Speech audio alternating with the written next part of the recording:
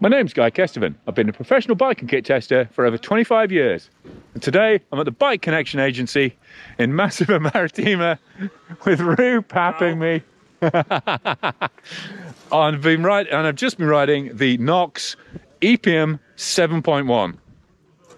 So I'm going to fast forward to the trail footage I took and talk you through the details on the bike, and then we're going to hit the descent, which obviously this 180mm travel coil shock bike is all about. So it's my first time on Fazua 60. It's quite a different setup to previous Fazua. It's not a removable motor and battery system.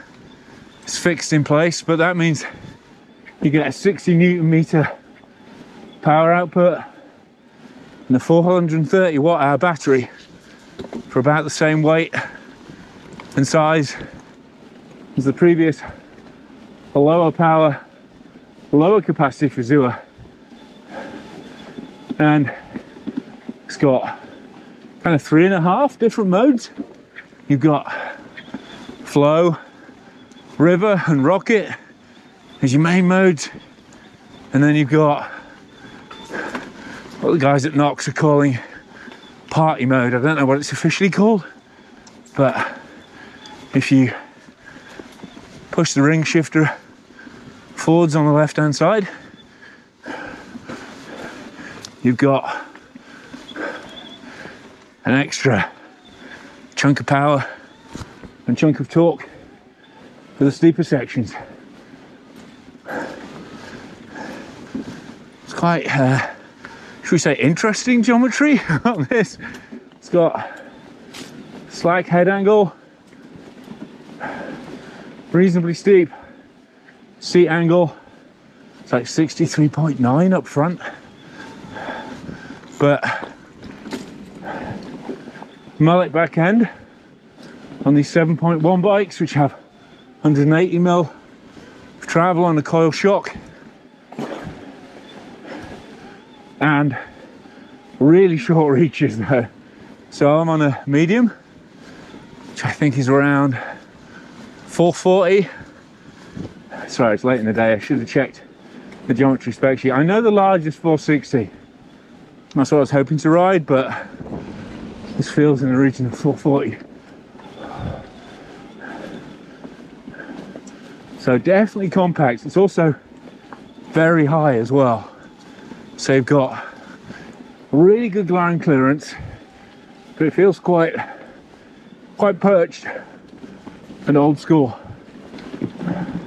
at lower speeds. I'm still riding with that mangled ankle as well, so it's funny, it feels more nervous at slow speeds than I might have to dab. I think it does at higher speeds currently.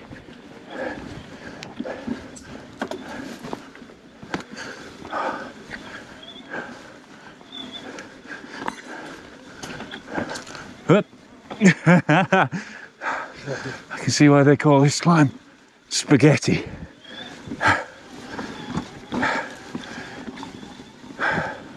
It's quite a haul around with that head angle. But this Fazua is actually pretty natural feeling on this kind of trail. Has a bit of an on and off hesitation to it. Pickup is a little slow mechanically, so while it drives through a wide rev range, it's a bit clunkier. Certainly the clunkier on that TQ that I was riding on the bike before, but again, pretty quiet, pretty light. Haven't actually weighed this bike yet, but full carbon monocoque frame, actually made in Portugal. And then the rest of the bike, pretty much all made as close as possible to the Austrian base of Nox. That's where they have their like production and R&D center in Austria, but a lot of the CNC machine parts are made in what they call a Speck girdle, the fatty, prosperous ring around Munich, which made me laugh a lot because when I used to go there for trek launches back in the 90s, the menu was always Alles mit Speck. It's kind of the running joke about the food there, so it's funny that even the Germans call it that. But that means, you know, they've got a really good eye on quality control, and obviously short distance supply lines are a big advantage with the upheavals in Far Eastern sourcing at the moment.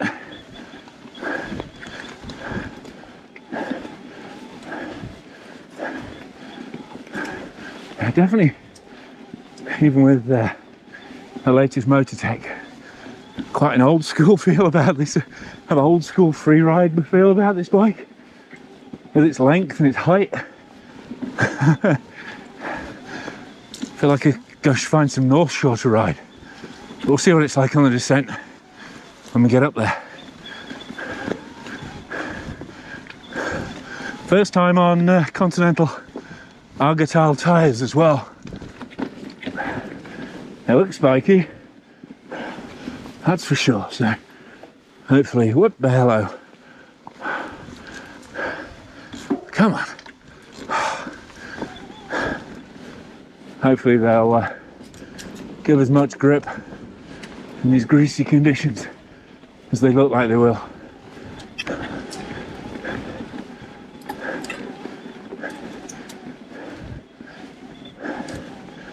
And as well as this, oh,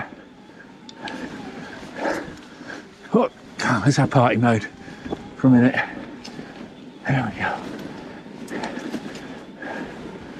And as well as this 7.1, which is the 180mm travel bike, there's also a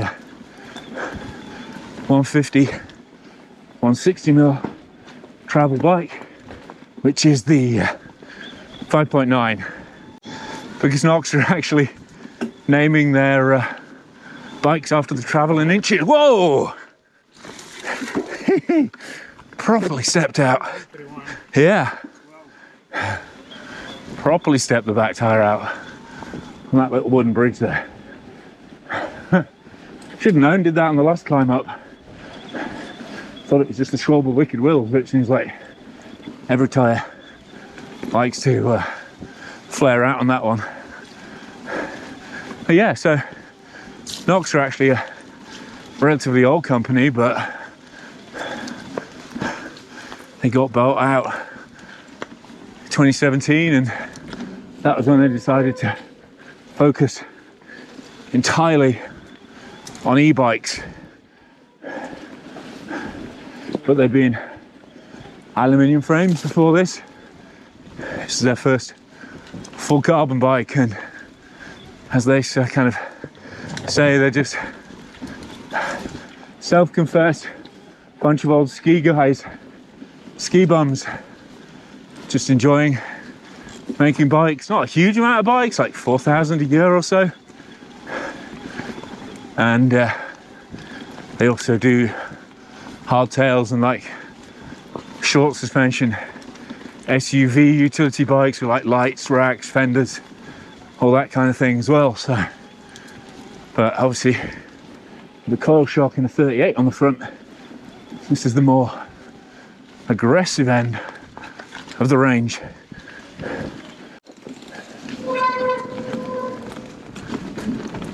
So I actually just double checked, reach on this medium 434mm, and there's a 4mm BB drop, so definitely talking some old school geometry in terms of ride height and length.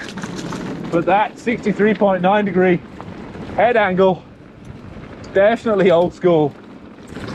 Sorry, definitely full on DH level, and that really long stroke coil shock with 180mm travel both ends. 38 on the front, box performance. Certainly feeling nice and anchored and grippy down here with those Argotile tyres on. Hey, little pop up there. There you go. Like I say, I mean, this is mullet, and it's certainly not excessively long and stable. It's actually quite agile and fun to flick around. You just have to consciously keep pushing your heels down and dropping your weight back. Very definitely makes you realize how used you get to bikes with a more kind of centered ride position with a more thrown out front wheel. Oh, another thing, painting is all done locally as well. Comes in 3 colors: Jupiter, Moon, and one which I can't remember. Mars. That's it. I remember it because I said Mars was yellow, and I don't know why, but I thought like Mars should be red. But yeah, Mars is yellow, so you know, you've got a nice range, and guys are super friendly. I have to say, seems like a really cool bunch of guys running the show. They have a most excellent tiny little Spitz dog called Ramesses. Definitely kind of the star of the launch. But yeah, now getting into the geometry, it's actually really smooth. Suspension's pretty composed. It's classic 4-bar out the back there. So the pedaling's a little bouncy, certainly out the saddle, but really neutral, and even with massive brake rotors on, nothing disturbing it in terms of jack in either direction. And while they aren't fitted, it's standard. It's got mounts for a chain guide on there, and yeah, no, I'm getting into it now, leaning more, making the most of that head angle, that mullet back end coming round nice and clean, loads of grip. Very much kind of old school motocross looking tread on these Contis, and again, first time on those. Feeling like a ton of confidence so far. Came down here last time on short travel e-bike, wicked wheel on the back. There's a lot of sliding around. I mean, the trail was wetter as well, which didn't help, but yeah, some serious fishtailing going on. But that was like 130, 120 mil travel. So interesting to come down it on 180, and obviously, you know, while this is relatively light with the carbon frame and the medium capacity battery, having an e-bike always means you're going to get in more laps and runs for a given amount of energy and time. That's why they're becoming so popular. Definitely kind of the dominant genre of bike at this Bike Connection Agency launch, and here in Massimo Marittima,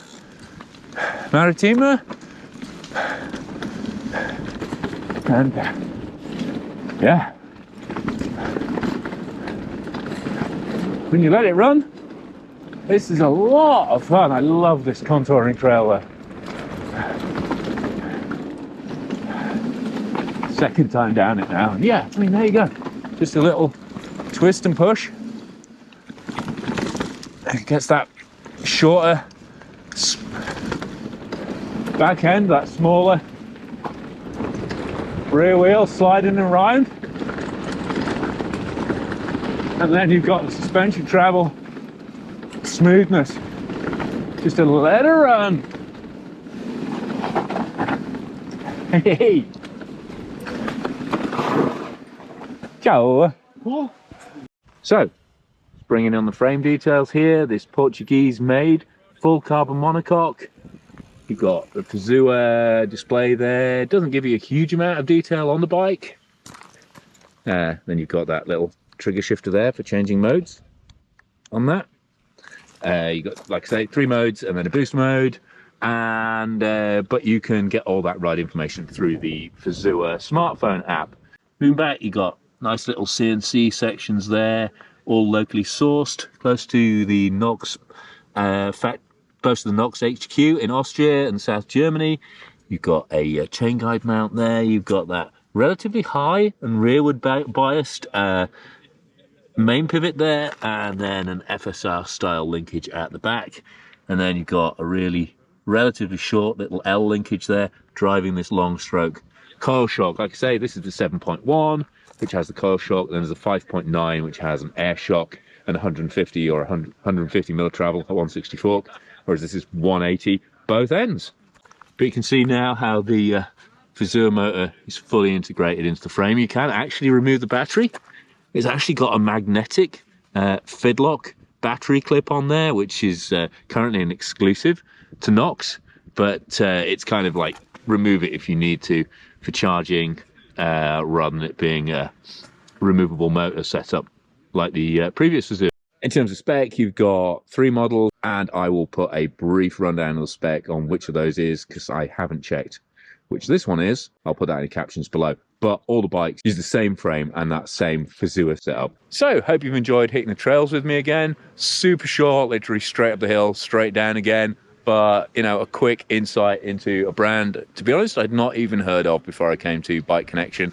But that's kind of the really good thing about this show. You get a load of different brands, especially European brands you wouldn't necessarily have come across before.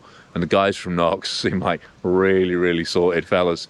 And it sounds like a really nice, fun company to work for. And I really appreciate the kind of locally sourced vibe they've got going on. And, you know, might be short, might be quite high, but actually really, really smooth, really uses that extra long travel super well. And not only is it great to kind of see brands that you wouldn't necessarily have thought of previously, but, you know, great to see some different takes on the long travel e-bike model and get to ride new stuff. Certainly that new Fazua 60 motors got some real positives in terms of the weight and the drive it gives you.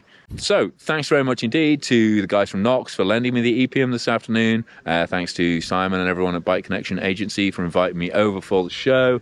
Massive thanks to Giro Cycling UK for sponsoring the channel alongside Petey's Products, Crud XL Fenders, Hebtroco and Talk Nutrition. And massive thanks as always to my Patreon subscribers whose names are scrolling up on screen now as a thank you for their monthly pledges, which really helps sustain the channel and keep it growing.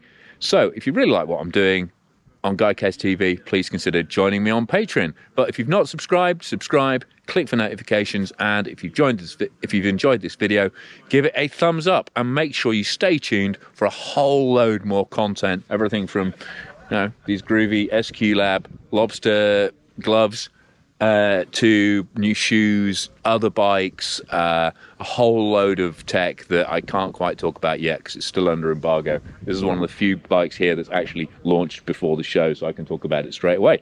But the light is fading. I'm hungry. I've borrowed somebody else's GoPro battery.